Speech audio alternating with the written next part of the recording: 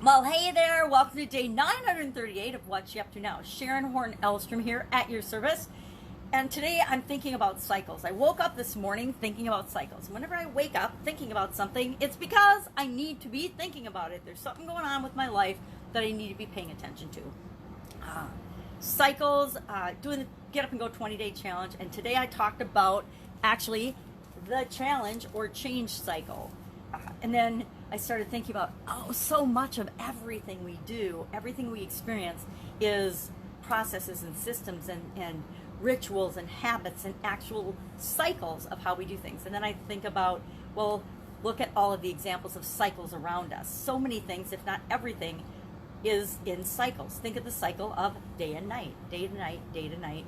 Think of the seasons wherever you live. I live in a part of America, Wisconsin, where we have 4 very distinct seasons. But the time between those seasons are the most volatile, the most dynamic, the most amount of change actually occurs at that point between the seasons. And the same is true of day and night. Probably the most beautiful time of day and night is often sunrise and sunset. So it's the transition periods, the change periods, the actual transformation periods that we notice and see the most impact, the most change. So talking about that in the Get Up and Go Challenge today and going through the cycle, because change is the same thing as challenge, right? And it's inevitable. No matter what happens, day and night are going to keep going no matter what any of us on the planet do, right? Unless it's the end of the world or the apocalypse, day and night are going to continue to happen on our planet as they have for centuries and centuries and probably millennia. And they'll continue on long after each and every one of us are gone. The cycles of the seasons are going to continue to change for probably millennia as they have for past millennia, no matter what we individually do. So we can either go with that process and work with the process of the natural order of things, or we can go against it. And I'm not talking about, and this is a higher level discussion, I suppose, than I could do in a little couple minutes on what am I up to. It's a much bigger topic and discussion than our man-made beliefs and values and thoughts on any matter, right? It's a bigger issue than that. And it's not what I'm talking about. I'm talking about how do we impact our lives in a way that works for us, that makes us feel like we're in charge and powerful and actually creating our own reality. We're having discussions with my ex-husband, and we would get in the biggest arguments about a couple of things. One was he would always say, that's just just reality, or that's just the way I am, that's the way I've always been. 2 of my most hated, dreaded phrases, by the way. Right on up there with, you got a sec, you got a minute, because that meant I was going to get a lecture about something. And the other thing is that I could say is, you get what you expect, because that was totally foreign to his beliefs. He didn't believe that he had any control over anything that really happened to him. And a lot of people believe that. A lot of people are puppets and pawns of things outside of them. And I was for a long time too. I spent a lot of decades doing what I thought I should do, trying to fit in and be normal and do what everybody else was doing. And all that did was lead to massive heartache and me being miserable and unhealthy, and in a lot of areas and aspects of my life that I look back and it's like, oh my God, I just wasted 25 years on this or that, or feeling this or believing that. And I realized it's just a cycle. It's all a learning cycle of us becoming who we're really meant to be, what we're here for, and that's different for each and every one of us, and that's why all of our journeys are different. But that's what makes it so much fun and so exciting, is knowing that we get to experience this life as only we uniquely can. I'm experiencing my life in this life way different than anybody else is on the planet, as are you. And I think that's exciting. I think it makes life interesting and fun and dynamic and amazing. Some people probably think that makes it scary and they're a victim or whatever, but that's our choice too. We all get to knock our ducks in a row off the table and decide for ourselves. So it was a fun and exciting, and way over 20 minutes, or way over 10 minutes. It was like 20 minutes and 5 seconds or something for today's Get Up and Go Challenge. I have long since thrown out the, I'm going to keep it to 10 minutes thing. I'm keeping it. This is the first one I think that's gone over 20, but I've been over 10 for like the last, 9-10 days in a row, maybe more. Have to go back and look at the recordings, which I really don't do. I just share them in the group and go on. So Get Up and Go Challenge.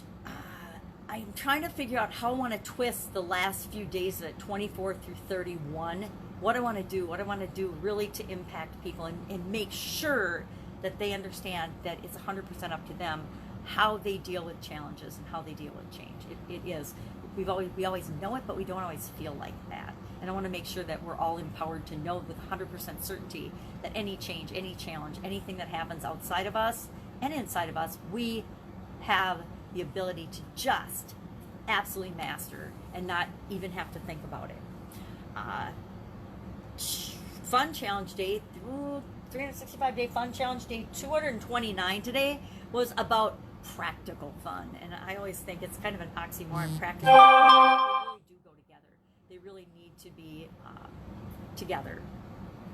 So that was a quick and easy fun one. And actually, my sister called me in the middle of it, so I had to redo it. And right now, she just messaged me in the middle of this one because we are going to the apple orchard today. She is an interesting cook, and there's a couple of things she does so well. And one of them is she makes crab apple jelly. She learned to make crab apple jelly from our grandmother, who passed away last year at just shy of 100. She was like a month shy of 100 years old.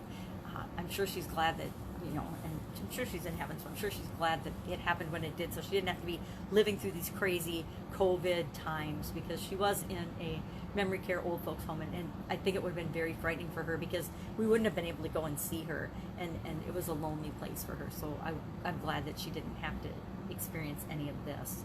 But I'm going to the apple orchard with her today, so that's different and unique and fun. And she just messaged me she's going to be here soon, so I need to stop talking and get on with it. Supersize Your Business today was about tightening your belt, which was a fun one to discuss too, because some people are tightening their belts a lot right now because of COVID and really struggling. Other people, businesses and lives are exploding in ways that they never could have even imagined. So it's all like every change, every challenge, it's all relative to us based on our own situation. And guess what? It's all also personal to us. And we have to remember that. People say, well, it's nothing personal. But guess what? It's always personal to you.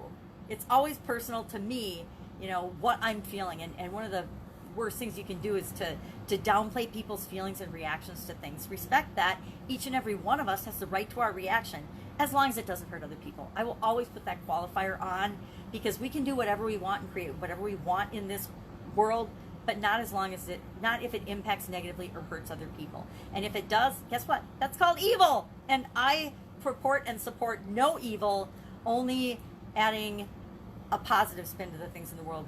And there's so much abundance that no one ever has to be evil to take away from and hurt other people. It's just ridiculous. So I am going to sign off today. Go out and have an absolutely amazing day. I need to get dressed and spill coffee on my shirt, so I got to change my shirt before I can even go to the apple orchard.